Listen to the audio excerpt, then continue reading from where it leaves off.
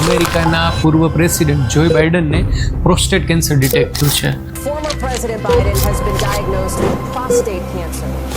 અને એ ઓલરેડી એના હાડકાઓમાં ફેલાઈ ગયેલું છે, એક એડવાન્સ સ્ટેજમાં છે. અને મેં એનો લેખ વાંચ્યો તો હતું કે એમણે છેક આજથી 10-11 વર્ષ પહેલાં 2014માં એના રિપોર્ટ્સને કરાવ્યા હતા, બરાબર. એ પછી એમને તપાસ નથી કરાવી.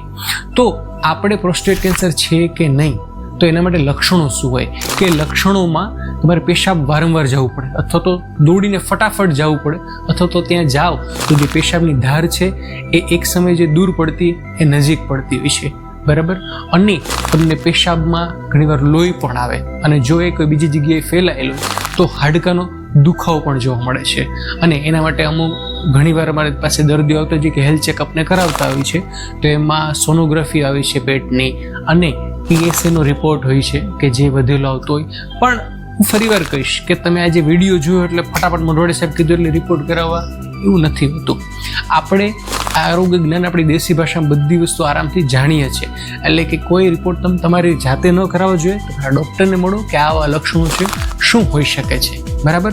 આવી જ રીતે આપણે કંઈક નવું ને નવું આરોગ્ય જ્ઞાન આપણી દેશી ભાષામાં જાણતા રહેશું.